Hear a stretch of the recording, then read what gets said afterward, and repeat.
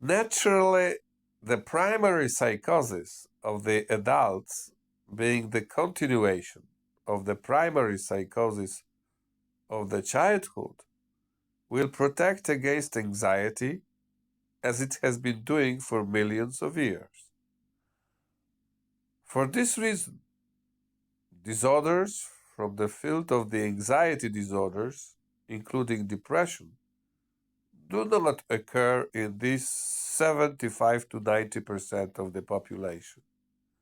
However, the most common yet underestimated complication of the primary psychosis of the adults is the paranoia. In fact, the term paranoid psychosis could be used instead of the term primary psychosis, because the latter is actually the primary psychosis of extreme intensity. Qualitatively, any underlying primary psychosis is a paranoid psychosis.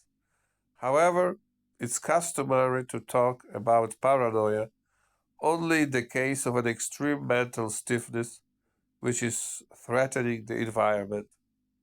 In fact, any primary psychosis may, at the least expected moment, take a form that is dangerous to the environment, especially when this environment is not in friendly terms with a psychotic person. It appears that about one-third of the underlying primary psychosis of the adults become over the years so severe that they get paranoid and cause concern to the families, neighbors, and friends. However, they will not exceed the severity of paranoia, and with the preserved social functioning, they do not qualify to be placed under the custody of the social protection systems, from the healthcare system, psychiatric, to the penitentiary system. Another one-third of the people with the primary paranoid psychosis will end up there, and they are a real bane for the medical staff of the psychiatric hospitals. These people are hospitalized completely against their will, placed there by a court decision, and carry out a constant fight in order to be released, not avoiding threats or even criminal acts against the persons supervising their hospitalization. Of course, there can be no psychiatric treatment because, apart from the antisocial attitudes resulting from an extremely rigid psyche, in most cases there is no precise mental disorder of any kind regarding, for example, the logical or emotional system. We are dealing only with the mental stiffness.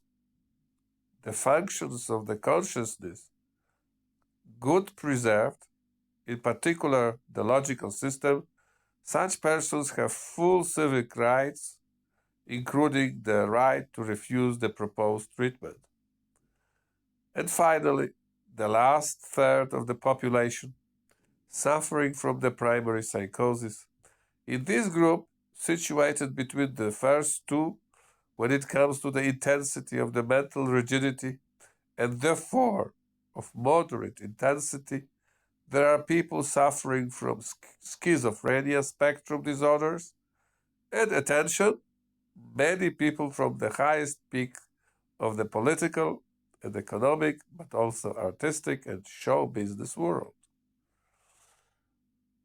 Why, it's probably for many people no surprise that the primary psychosis can develop into a more complex form of the psychosis as the schizophrenia and the disorders of the schizophrenia circle.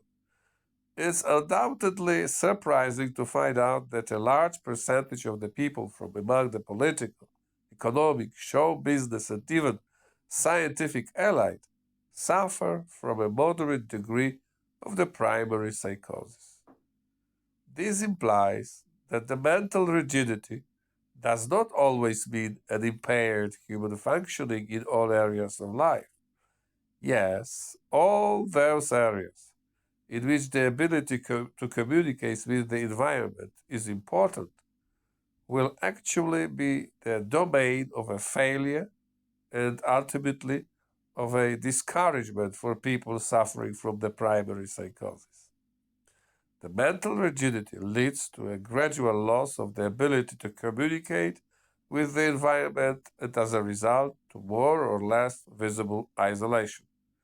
But it's precisely this mental rigidity and even isolation that can be a great help in some aspects of life. Everyone knows that in order to be successful in life, you have to be tough, hard. Hard means mentally stiff. This explains, I suppose, why the social elite present with higher frequency the primary psychosis.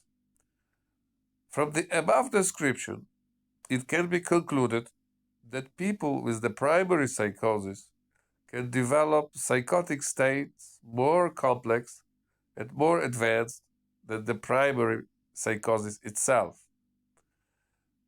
Could we then announce that remaining 10-25% of the human population having successfully recovered from the primary childhood psychosis is forever safe from any psychotic disorder? Unfortunately, this is not the way it is.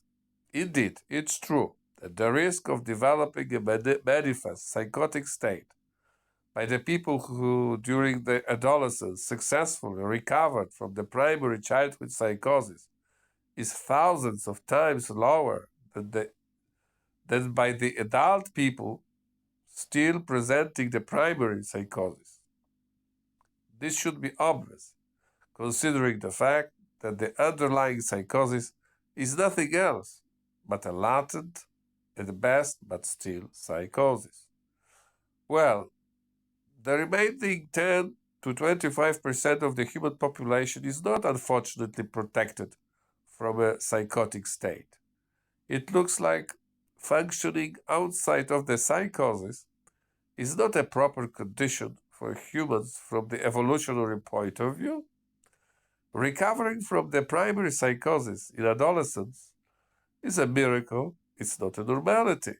The normality of the human psyche is the evolutionary aspect. In the evolutionary aspect is the state of primary psychosis. This state allowed the human species to survive a terrible anxiety gene mutation, and the further course of the evolution of the psyche of human beings obviously perpetuated the psychotic mechanism, because it was the only response to the anxiety for a long, very long period of human history. My thesis is that the percentage of people presenting the primary psychosis has been decreasing over time. I believe that 300 years ago, this percentage could have been as high as 99%, and 2000 years ago, it must have been at 100%. This is related to the process of systemic development of mental competences through the more and more free development of the human mind, which has been progressing over the last several hundreds of years, especially since the 18th century. These competences developed by the civilization to fight against anxiety are an alternative to the primary psychosis. Of course, even the most intellectually enlightened human psyche can never match the strength of the anxiolytic arsenal of the primary psychosis. Therefore, in the critical moments when the intellectual mechanisms fail, the anxiolytic mechanism of the primary psychosis, as old as humanity, is triggered.